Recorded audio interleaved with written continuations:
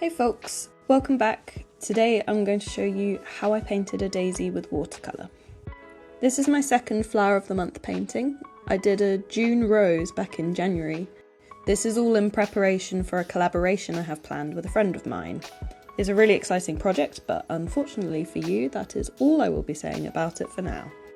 So, to get back into it, I thought I'd go with a daisy for April.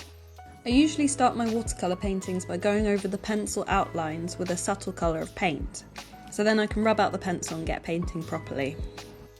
I haven't used so much yellow for anything recently, so it was so satisfying to have a play around with all those vivid colours. Because I'm not doing any backgrounds for these just yet, I had to figure out what colours to use for the petals. I went for mostly blue with some touches of grey and purple, and I made sure to use lots of water. There's a subtle ring of green around the centre of the flower, so I used my small brush and carefully added the colour, blending it into the petals as I went round. I knew I needed to layer up on the petals to provide some contrast and shadows, so I just treated it really gently and patiently and tried not to overdo it with the blue. Then it was time for the details. Again, I had to be really careful not to overdo it, so I kept my paint watery and I used my small brush to paint in those lines. I wanted to have some definition between the petals here too, so I went over the outlines of each individual petal to make them distinct from one another, making sure to keep the lines fine around the lighter parts of the petals and allowing them a bit more darkness when there were shadows. Now it was time to get the gouache out. I don't know if I'm saying that right, but gouache is a fantastic medium that I like to work with whenever I can.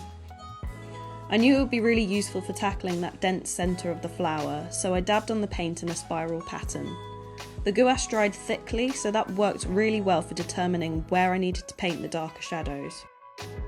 This was when it all started to come alive. Just adding those reddy orange lines to the centre started to give the painting depth and detail. I did a similar thing with the fluffier outside bit, using gouache to add some texture and then orange watercolour shadows.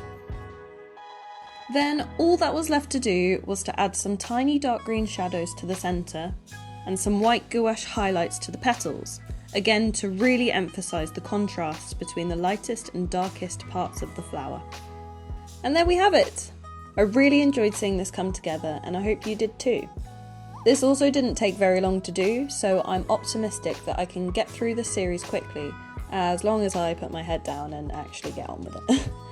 I've already got started on my next one, which is a poinsettia for December, but let me know in the comments which month I should do next, or if you have any questions about my process for this painting.